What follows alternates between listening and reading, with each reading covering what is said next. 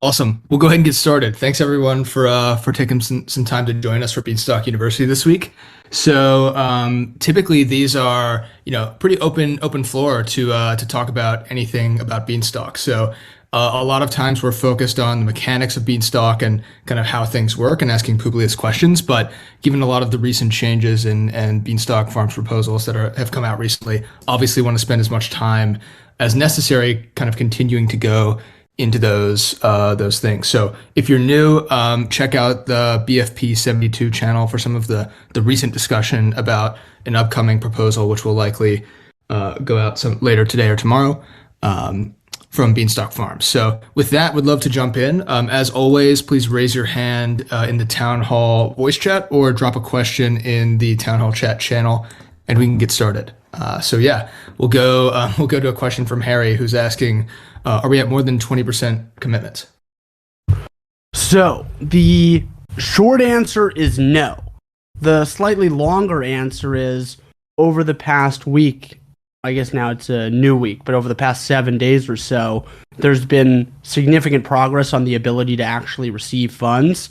So the definition of committed funds has changed, if that makes sense, to the point of now we're only counting funds that are actually in the door as committed, and that's a very healthy, safe definition. So at this point in time, around 10% of the total barn raise is in the door, and that's actually in the door, which is pretty cool. So unclear on how much of that other 20% will come in the door over the next week or two prior to the actual barn raise start. We're optimistic that prior to the barn raise start, we could get up to 20%, but at this point, we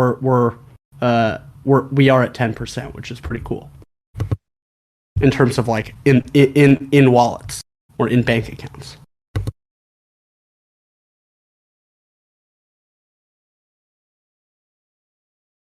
Awesome. Austin mentioned that would love to hear from Benji and Sync about their ideas for the barn raise. I know both of you have had a lot of comments in the BFP channel, so this is a great time to jump into that discussion. So if you'd like to come up on stage, please raise your hand and let's open the discussion floor here.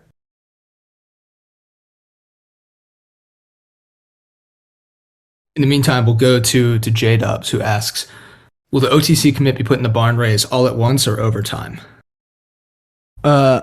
Unclear, as I'm not the one who's the custodian of the funds that are in or the fiduciary or anything, so I have no idea how they'll be deployed, but my understanding is that they're to be in the barn raise. And given that the highest rate of return on the barn raise is prior to the restart of Beanstalk, the assumption would be that they would be put into the barn raise at the beginning, or prior to restart, that is.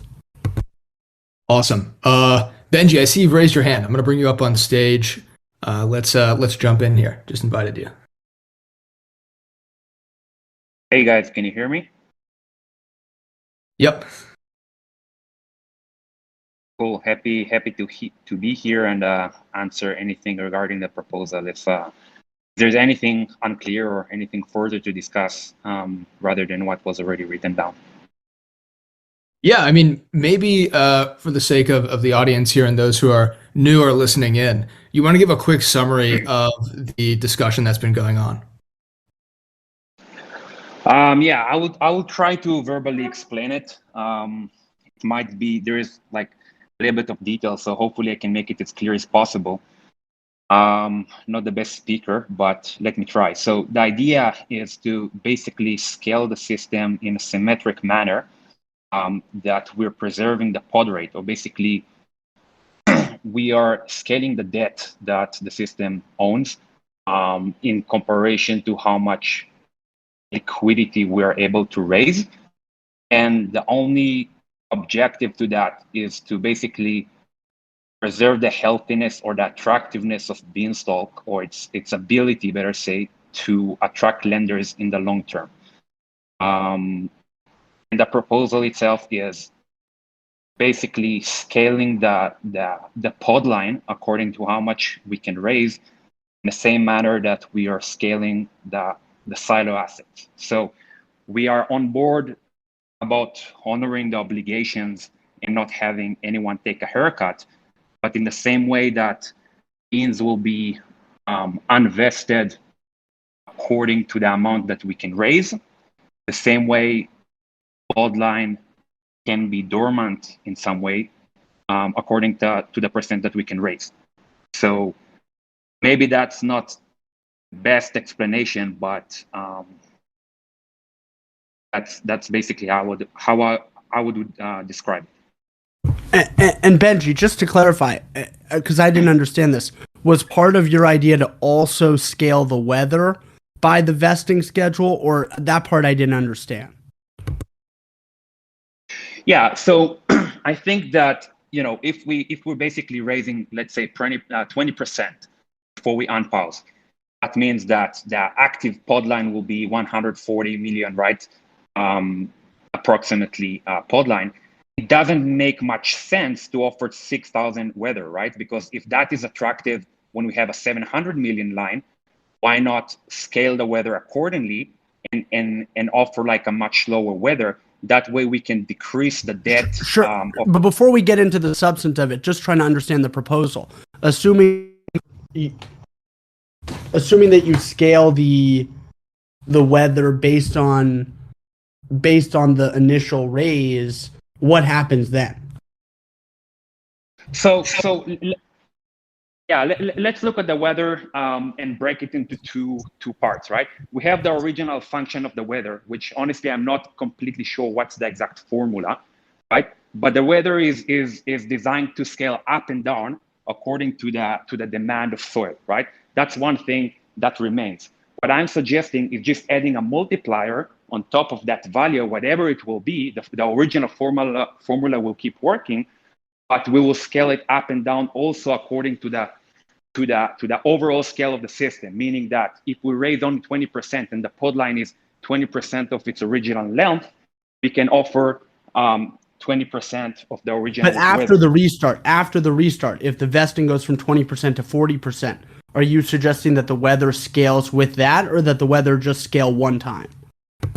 No, it's continuously. So the parameters all the time adjust. So for example, if we raise 20% unpause, and then after the unpause we have another additional 20% that are being raised, then you keep the original formula of the weather and you just multiply it by another 1.2, right? So basically, if the weather when you unpause, it's, let's say 1,000%, and you raise another 20%, and you multiply it by another 1.2.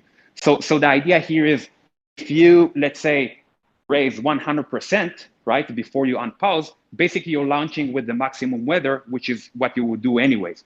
And if you raise less than that, then you are able to offer the same attractiveness, the same offer basically in terms of like attractivity, or however you pronounce that in English. Sorry, it's not my first language, but with a lower weather, which over a long period of time compounds to a total lower debt to the system. And I get your point about, hey, what happens if it suddenly jumps up or something like that? But that's all the time according to how much capital you raised, right? So it's in proportion to that. You have basically two components. You have the first one, which is the original formula, and then you're just adding a multiplier.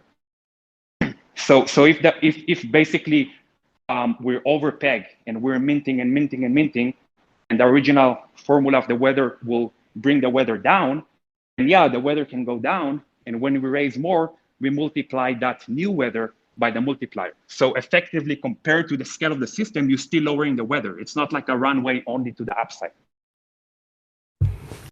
Okay, so there's a lot here. And first, I want to say thank you. This is very interesting thoughts, and part of what makes Beanstalk so fabulous is how all of the community members try to work together to figure out what's the best way forward.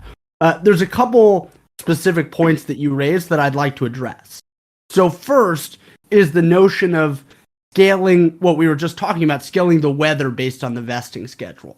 And that detail, while to me that's more of a minor detail, and perhaps in the scheme of your general proposal, a more reasonable solution would be to just cut the weather once and then let it run, which we would still be opposed to.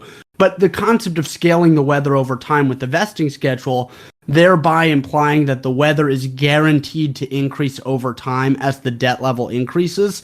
That is the trap that ESD fell into, where they had a hard-coded interest rate as a function of the debt level of the system.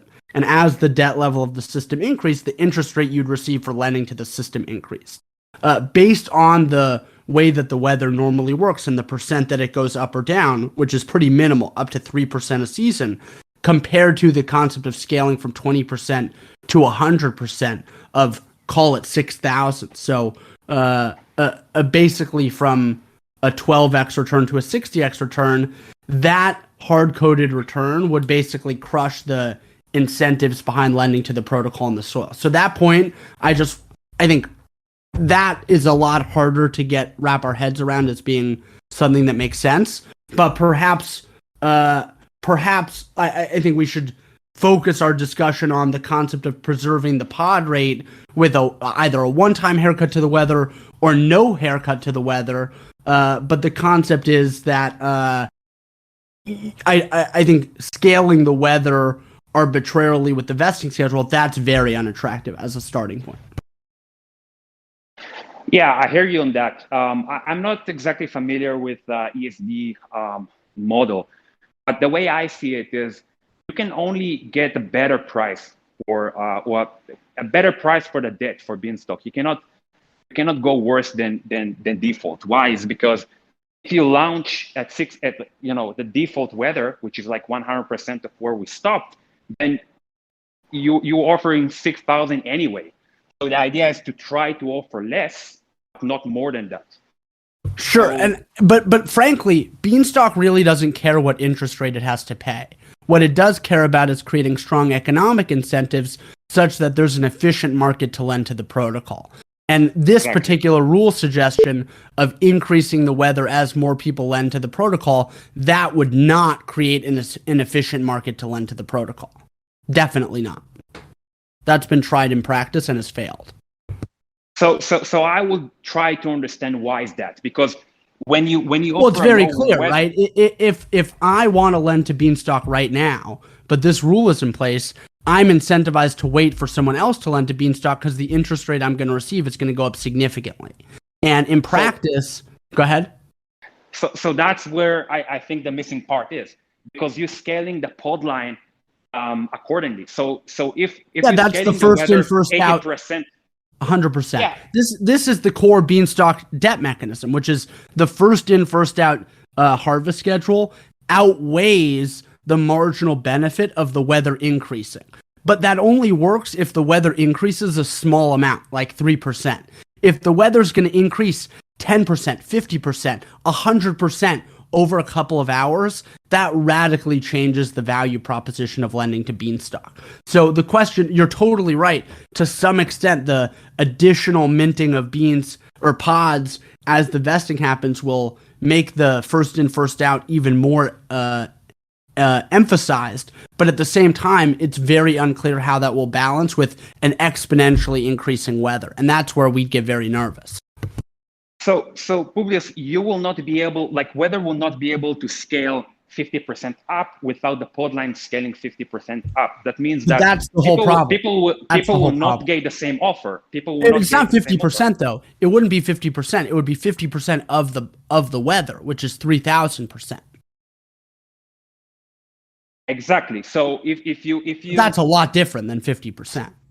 No, because so if you launch, let's say you raise 10%, so you launch with 600%, and then you able to raise another 90%, then to complete that, it would be still 6,000%. I mean, the exact math would need to be figured out, like how do you write the formula, but the idea is that they scale accordingly. So the offer.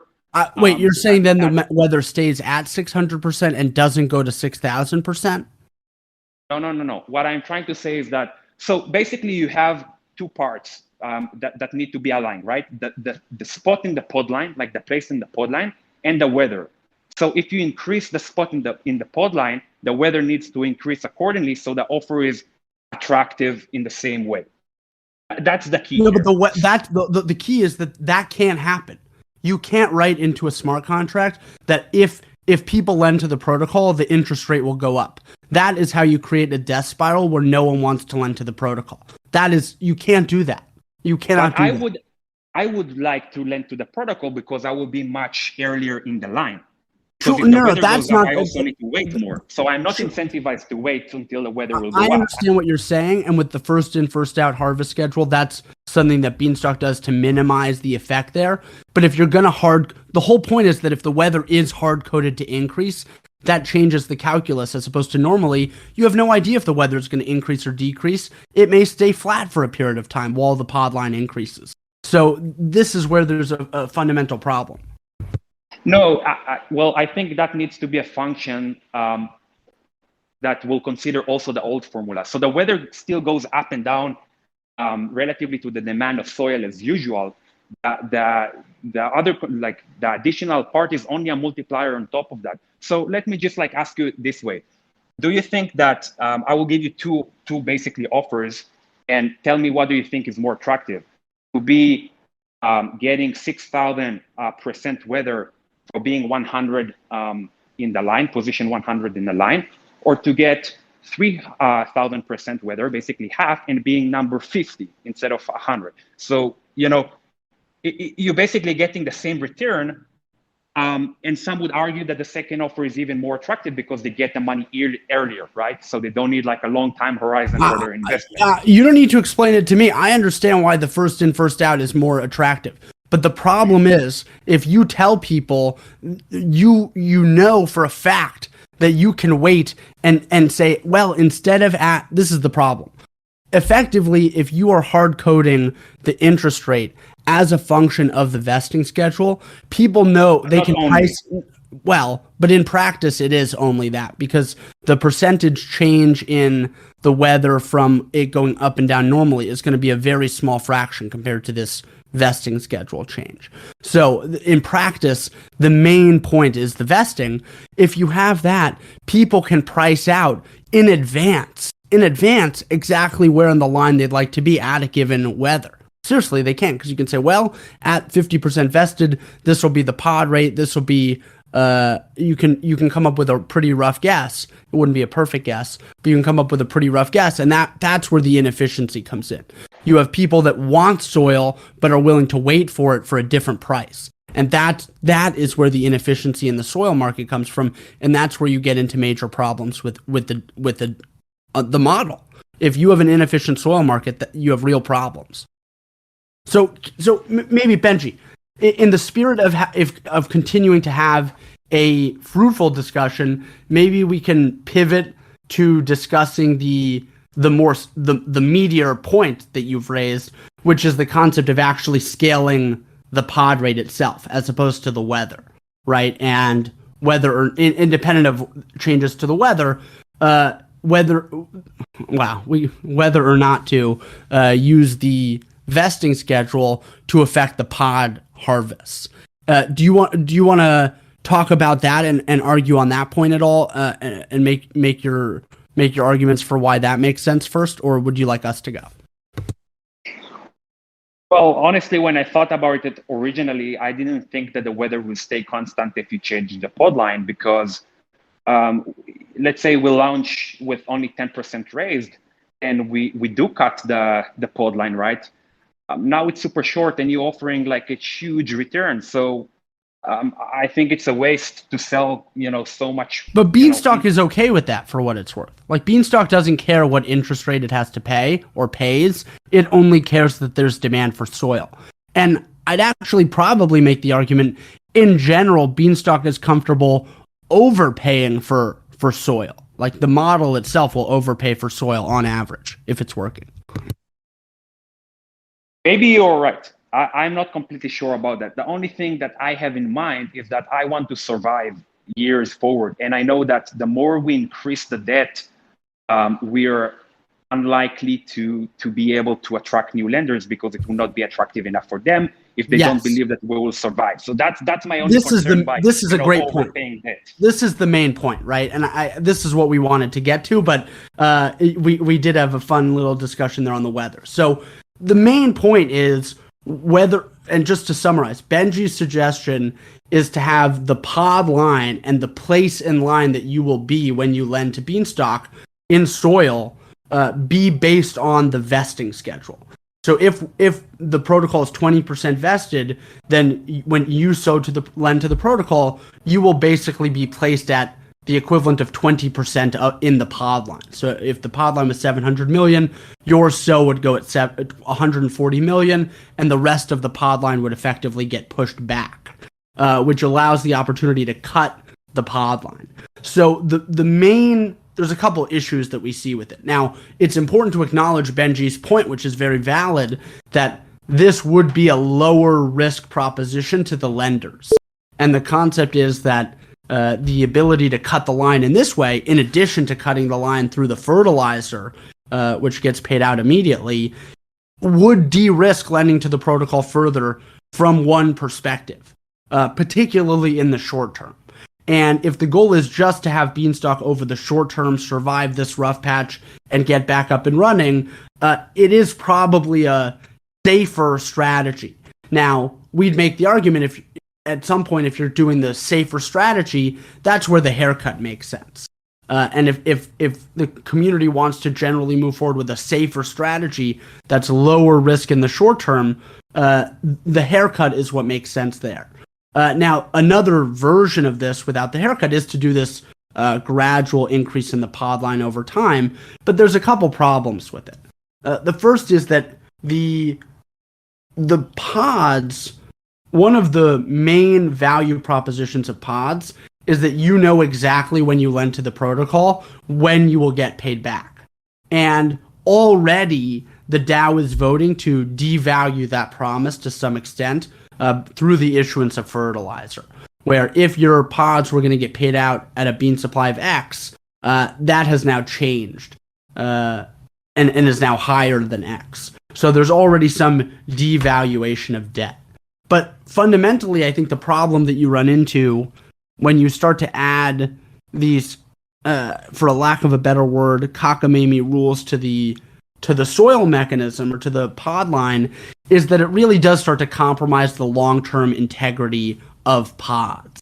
And when we think about how, again, creating an efficient market for soil is the most important thing from Beanstalk's perspective, and attracting long-term lenders is the most important thing from Beanstalk's perspective, the concept of now really manipulating the pod line to such an exaggerated degree, sort of for a marginal benefit, if you will, that's at some point the benefit, the risk return of lending to Beanstalk has to factor in. Well, the DAO at any time may wave their wand and change what we're owed again and again, and that's something we, if we go back to, there was a discussion in the DAO on building Beanstalk in a permissionless or partly not permissionless, excuse me, oh my god, I'm blanking on the word. But where the protocol cannot immutable, building a portion of Beanstalk where it's immutable. And one of the core rules that people suggested would be part of the immutable portion of Beanstalk was the 50-50 split of bean mints between stockholders and pods. And this is already, that just goes to show what a slap in the face this is to the core model. And so the goal is to minimize as much as possible how much that is happening, and think that if we're moving away from the haircut and being more aggressive, and we'll comment on the benefits of potentially being more aggressive in a second, but it's just important to acknowledge, I think, from a damage perspective to the model and people's trust in lending to Beanstalk, you really do want to limit the sophistication of the changes here. Sure. So that was a lot. Let me try to answer as much as I can everything that was mentioned. So I would start from the end, and I would just want to say that we're talking about honoring the promise of 50-50 and all of that stuff. At the end of the day, we need to recognize that it was never planned to get hacked. We're basically at a very, very unique place that, with all due respect to what was planned before, we are changing the entire system. Right? Yes, and we kind of need to be humble about that. Yes, exactly. So it's a little bit unfair to say well, we can change all of this stuff, but this specific thing will ruin our reputation and credit worth, right? So that's one thing. And it's true that we're basically splitting instead of like 50-50 to third. But at the same way, also silo members are getting only third. And on top of that split, they also are subject to how much funds we raise. And on top of that is how much these people that lend to bills basically bailed us out will get paid first. So I think, at the end of the day, it's a game of like give and take, and we cannot ask for everything and not pay any price for that. If we want, to not get a haircut, and we want to get back and not, start from scratch and just forget about everything that happened, that will have a price. And silo members are paying that. Podline will also need to pay that, in some way. Now, I totally agree with you that, we need to try and stand up to the promise as much as possible and minimize the intensity of the manipulation to the podline. And that's why I came up with the weather idea. It might be difficult to implement, but if we can sell debt for cheaper, then not only you're reducing the sure. debt. That actually, now I understand where the thought came from. Sure, that makes sense. You also reduce how many people can like how many pods will cut into the line, because if you can sell them for like 100%, why sell them for 6,000%, right? Just an example. And then the old pod line will get paid earlier. So I really think that, at the end of the day, we need to find a balance in between how much we want to pull and how much we can pull, right? We need to compromise something here. So totally. And I think at the end of the day, this is where it's important to have the macro discussion of, well, what about taking the no haircut and taking a more aggressive approach? So the long and the short of it is that the protocol needs to perform in very tough circumstances in general. And that doesn't just apply to the short term, that applies to all circumstances in perpetuity for as long as Beanstalk is running. And given the very tough macroeconomic environment and crypto-specific market environment, in addition to the Beanstalk native issues as a result of the attack, there's really something to be said for taking a conservative approach, taking a haircut, and just getting the protocol back up and running. But there's also really something to be said for if the goal of Beanstalk is to ultimately become a global issuer of money, and for people to trust in the model, think that putting the model out in the wild and thrown to the wolves in the most adverse of situations, that is really the way to convince people that the model is good and it works and it's worth trusting. And so this is where, separate from the issues of how to actually get the incentives right to implement a scaled down podline as you're proposing, Benji, I think having the model just turn back on and the podline be the same length that it was, and the weather be the same that it was, and we see what happens. The weather may be too high, it may be too low. The weather may need to increase, it may need to decrease. We have no idea. But the concept is having the model just work in the most adverse of environments. We think it's a real opportunity for Beanstalk to convince a lot of people. And so that's the cost benefit analysis of there's a lot more risk, significant more risk associated with we don't know how attractive it will be to lend to the protocol at 700 million in line. Whereas to your point, Benji, at 140 million in line, think it's pretty attractive, right? So it is a question of just to haircut the pod line or not. And if you're not going to haircut the pod line, then to have put people at the end or put people in the middle, also unclear. So it's a very fair point that you're raising, and it's very important that everyone's on the same page about the additional risks associated with the no haircut strategy laid out by BFP 72, and really do appreciate you're trying to alleviate some of the risk here, but frankly don't think that under the plan that you've proposed that's actually achieved. And I think we'd have to put our heads together a little bit more to figure out how to make how to make that work. And to that point, we are getting very short on time with the goal of having the barn race start in like 10 days or something. So to some extent, we are starting to turn into a race against the clock here as well. Sure. So look, I don't want to take too much time also from this call, but I would just want to clarify one thing.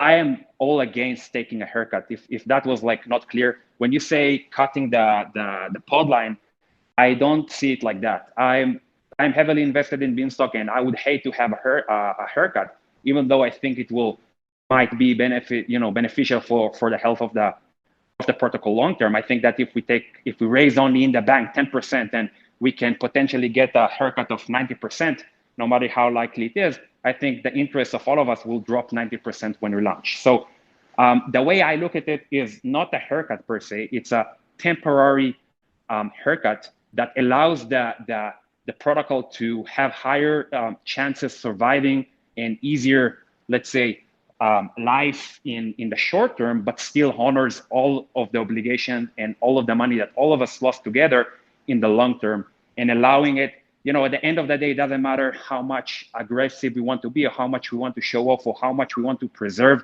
what we lost. The only thing that, like, if we cannot survive long enough, all of that doesn't matter. So that's the only thing that I would add to that. And whatever the community will decide and vote, that's what will be. So yeah. Thank you, sir. We appreciate you very much. Thanks. Benji, thanks for taking the time to come up here and chat with Publius. Sync, would love to hop over to you. I know you've been having a discussion in the BFP 72 channel and other places about the idea of permanent deposits. So I don't know if that's what you wanted to talk about here, but if you'd like to hop in, let's get started. Sure. Do you hear me okay, Silo? Yep, sounds great. All right, great. Just for the sake of discussion, at this point, like Publius mentioned, I think we're in a race against the clock. So just so everybody can follow along with me, I'm going to share this in the town hall chat so you can follow along with what I'm saying. So this is not necessarily even exclusive to the barn race. The barn race could be a different format entirely. This conversation around the permanent deposit was really just to lay it all out there for everybody. I mean, if you all recall the night of the exploit, when we had that big conference call, Publius, I'm all for the no haircut strategy. I think I was very clear on that approach from day one. But with a give and take mindset, even before what happened with Terra, I thought at the time that the best strategy to attract new capital would be to essentially provide some assurance that they wouldn't be exit liquidity for pre-exploit depositors. So, I've been seeing the discussion about concerns regarding the pod line and the format of, adding to the debt. And I just thought about how would this barn raise work if we looked at it not from a debt framework, but from an equity framework, whereby the capital that's allocated to the barn raise would be allocated to a permanent deposit silo, again, under the present 1/3 split, except that this would be in perpetuity. And in that sense, we wouldn't be adding to the debt load of the protocol. New capital would essentially have permanent skin in the game.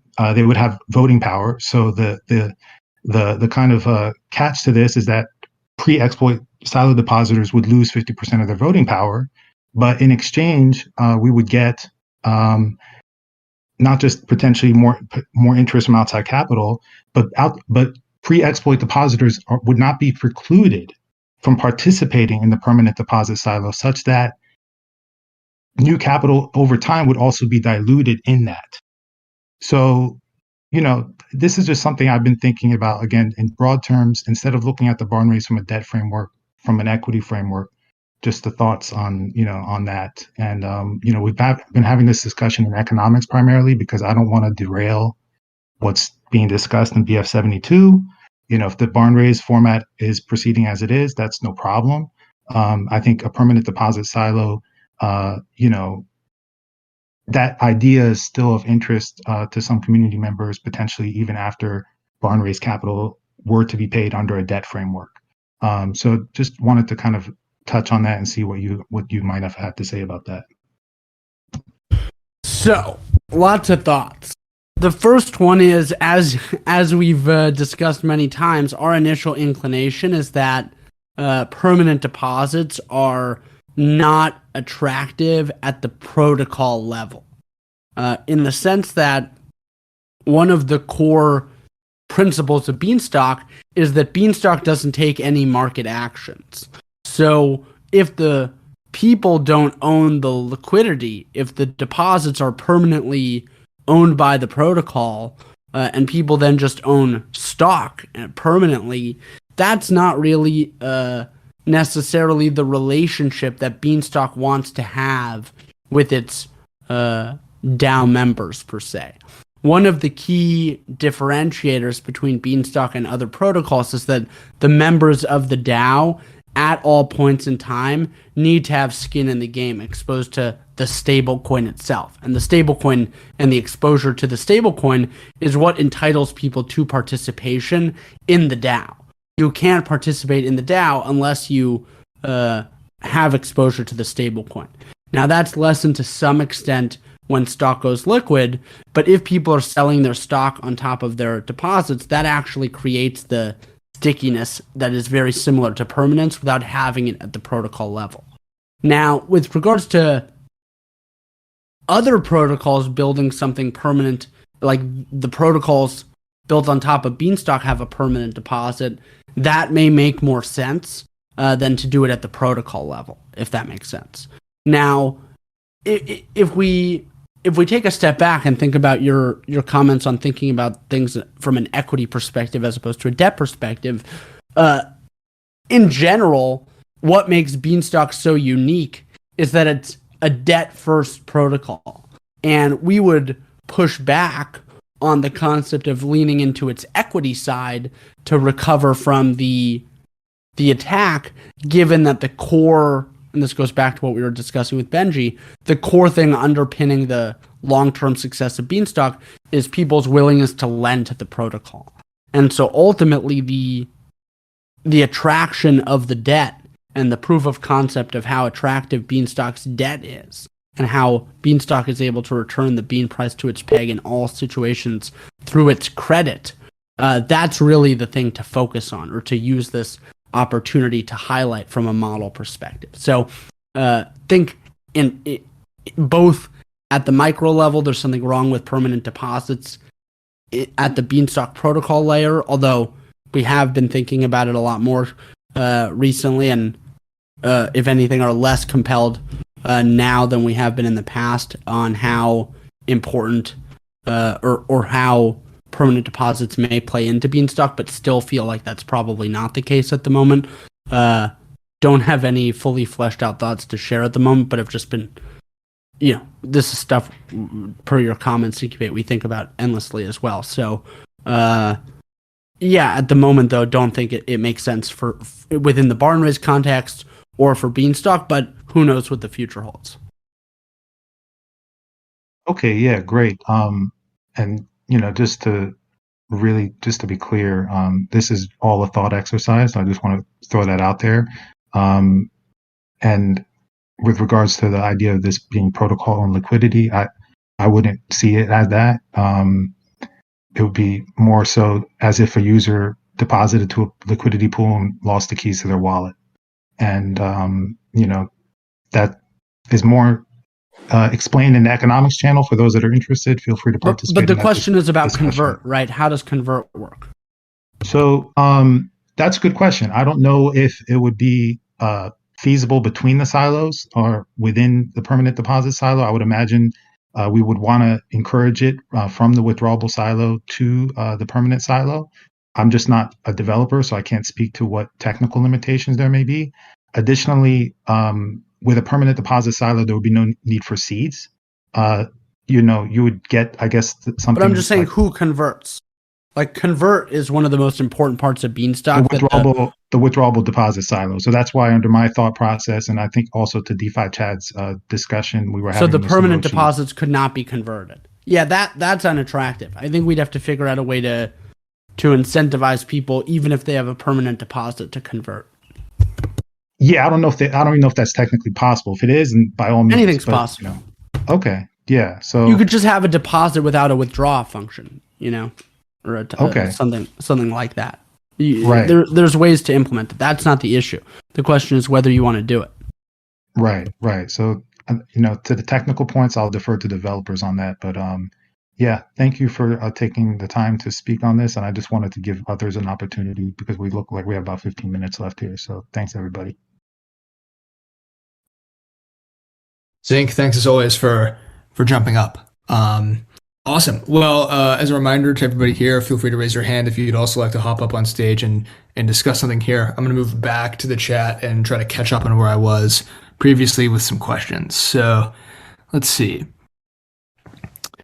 Canadian Bennett asks, is there a public wallet address where we can track OTC funds? Not at the moment. From not sure, has there been any modeling done on how the new weather function from BIPs 9 and 13 will work during a debt cycle?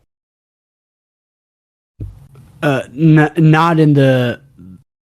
like an Excel model or something like that. Certainly not. But the implementation, they were obviously thought of and discussed about how they would work in all cases. So lots of thought.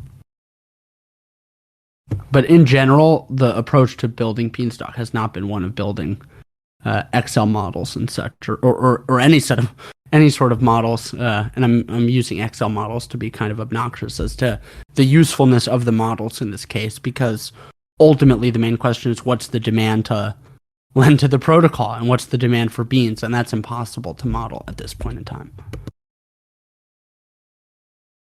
Next question from Alex. As Stalk vests, does it automatically earn me more beans? Do I need to claim it first? And if I do I forfeit whatever's not vested? Or can I keep claiming Stalk as it vests? You need to claim it.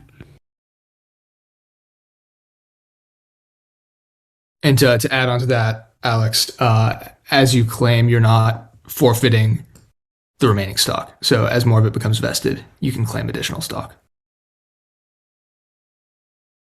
Correct. Yeah, there's a difference between...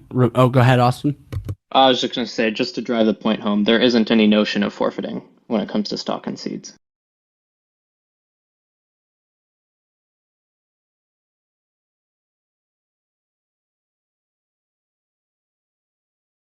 All right. I think I've reached the bottom of questions again, so don't see any hands raised. Please feel free to throw your questions in the chat now.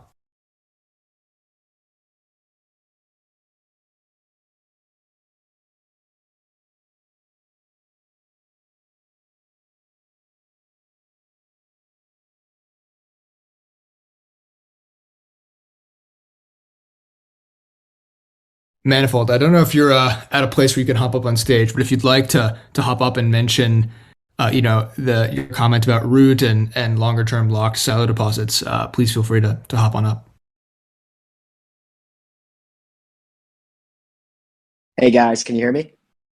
We can. Cool. So just want to give Sync a shout out because I love Sync. I love where your head's at, brother. Like I love the idea of, making Beanstalk's liquidity, personally making Beanstalk's liquidity sticky and as long-term oriented as possible.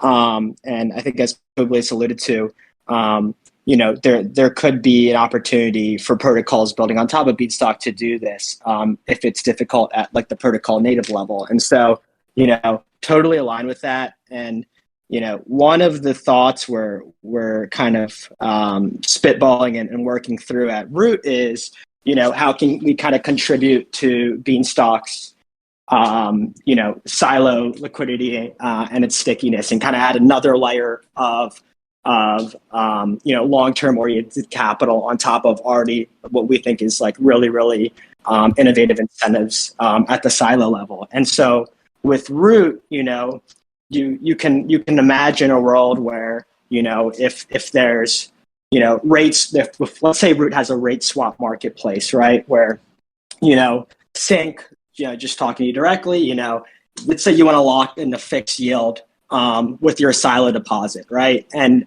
you want to do a 6-month term and lock in 20%, let's call it, for 6 months, right? And you can kind of deposit into Root, into that tranche, and lock in that guaranteed rate effectively. But someone else also has to take the other side of that rate swap, where I can say, hey, I'm willing to be the reserve for Syncubate's deposit. I'll pay Syncubate 20%, but I'll also have exposure to any added or additional capital that the silo generates during that 6-month period, effectively, having a rate swap between participants. But at that point, Sync, your capital and my capital is both locked up for that 6 months. So that's kind of just one simple idea of, how there can be marketplaces and use cases and utility built on top of Beanstalk and the silo that kind of lend to, stickier capital and more long-term oriented capital, if that makes sense.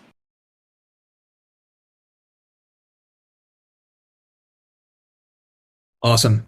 Thanks, Manifold. While you're up here, any other updates you'd like to give on Root? We're busy building. We're kind of working on the design and kind of the tokenomics of the protocol and the incentives. We're frankly coming from a stance where we're not really bullish on most of DeFi, to be frank, and kind of how governance structures of today are outlined. We pretty much feel like Beanstalk's one of the few protocols that is actually innovating in DeFi and offers a sustainable kind of tokenomic and incentive engine for long-term growth. And so, we're kind of hard at work right now, just trying to think through, what sustainable tokenomics and liquidity and utility in a protocol look like. And so, we're really kind of at like the first principle design level. But with that being said, we've begun coding. We have pretty much all of our capital from our VCs effectively committed at this point. But we're opening up the round for a few more checks if they want to come. So we're solving capital conversations. But all in all, things are looking good. We're obviously following Beanstalk very closely and hoping to have a V1 launched not too far after Beanstalk restarts. Hopefully by fall 2022, let's call it, and be a value add to the ecosystem right away. Awesome. Thanks so much for the update. Thank you. Sweet. We'll move on to some more questions in the chat. Okay, so next up from Jams. As a base case, a 10% raise would get us $8 million with $680 million of debt. Is there a risk of an 85x debt equity ratio? And the second follow-up question there is there a path to more than 20% commitments based on discussions, or would 20% be the ceiling? Definitely wouldn't use the word ceiling. Ultimately, as I think most people know, with this capital, until it's in the door, it's really meaningless. And we've had people commit and pull out, and then come back in and pull out. So there's, this is why we like the new standard of what's in the wallet is in the wallet or in a bank account. Otherwise, it's all chatter. So don't know where we'll end up. Certainly don't know where we'll end up on June 6th versus whenever the protocol restarts early July. So yeah, a lot of people have indicated to us under the new structure, whereas prior they were intending to participate OTC, they now intend to participate directly, and therefore that may affect the number we're presenting, even if the total number is up, if that makes sense. So we're just talking about more OTC checks that have come in, and some of the participants in the community that are more directly involved in Beanstalk that might have otherwise done it OTC, they're now going to do it direct. So that's another reason why the exact number is very unclear to us. I'd say my guess is day one, June 6th. There's there's at least 8 figures in on the very first day, and then we'll see what happens from there. So how high in the 8 figures, who knows? Obviously our range maxes out in the 8 figures, so don't know whether it'll be 10 million or whether it'll be 77, but we'll see. Fingers crossed. Fingers aren't crossed. The Beanstalk is gonna strut its stuff no matter what happens. Publius, do you want to address James's first question, which was, I think he was sort of implying that a 10% raise would get us to 8 million in the Bean market cap, which I think is not correct. Maybe you can help with the math there. 10% raise would get us to 10 or $11 million market cap, I think. Gotcha.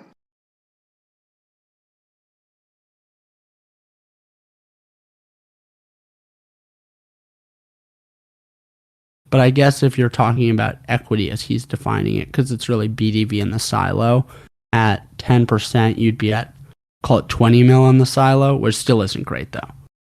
Still like a 35x. Makes sense.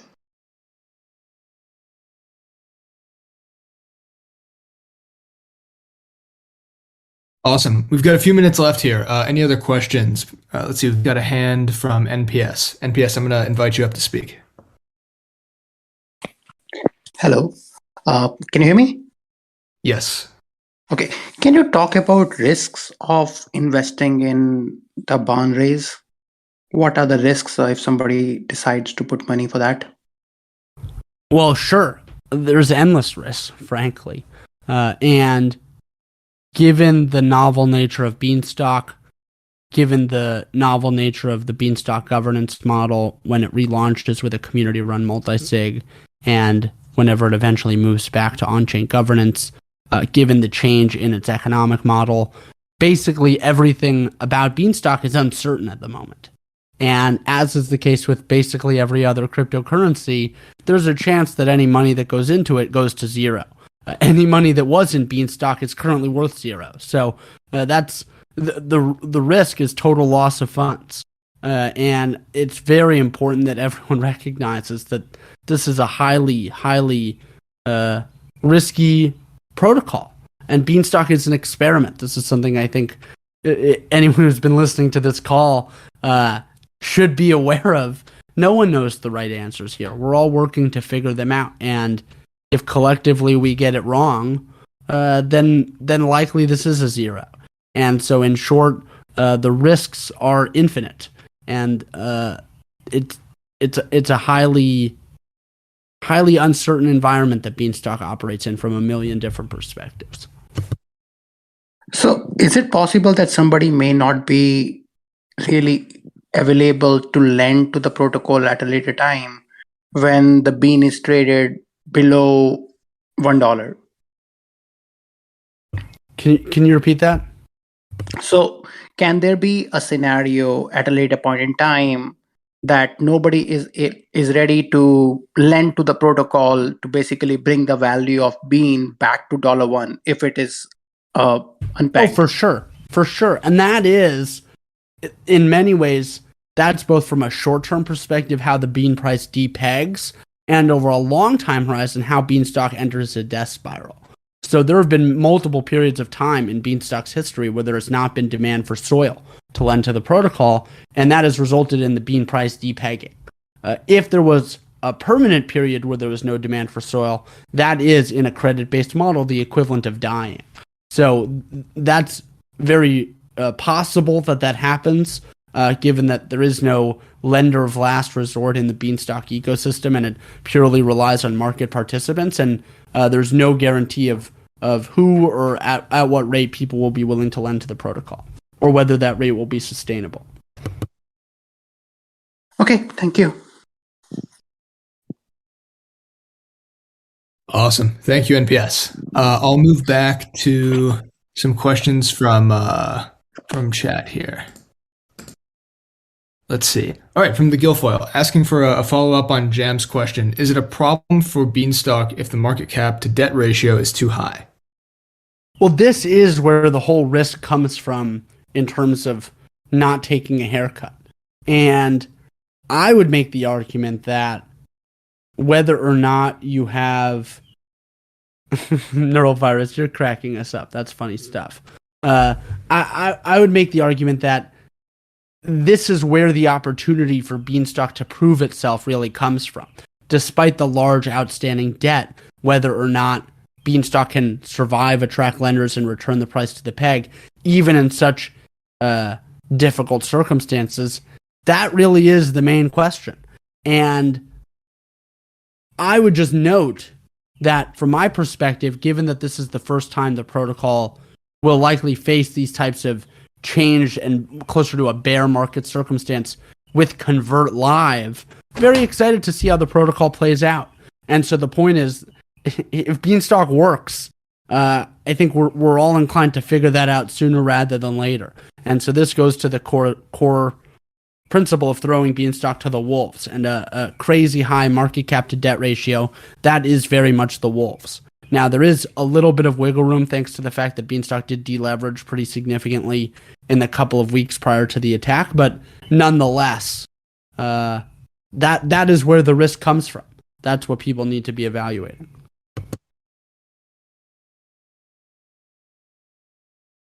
Awesome. Next question from Mod. Will all fertilizer holders be paid an equal percentage of the mint, or will it be based on the humidity it was bought at? Is it possible that fertilizer bought at the barn raise gets fully paid off after one that was bought at, let's say, 20%? Yes, that it is possible. So the concept is all of the fertilizer. If you have one fertilizer and there's X fertilizer, you will receive 1/3x of all bean mints until you're paid back.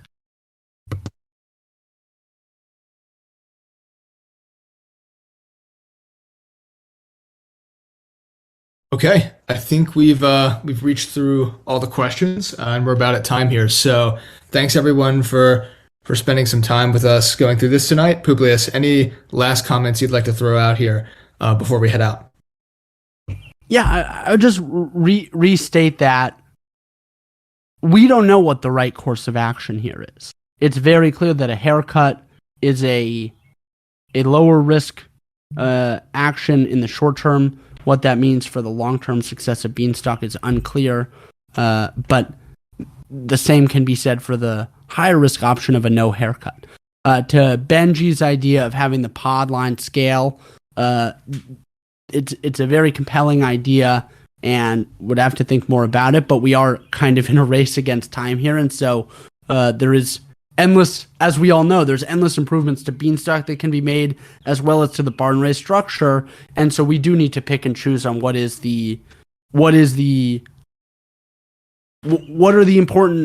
important things. And we are in a race against time. And so with that said, the intention is to have the BFP 72 go live for a vote. I don't know on the exact timeline, but my understanding is pretty imminently. And hopefully we'll have the DAO vote on a course of action. I think we'll see. It's a higher risk, higher reward play over a multi-year horizon. Over the short term, it's definitely higher risk.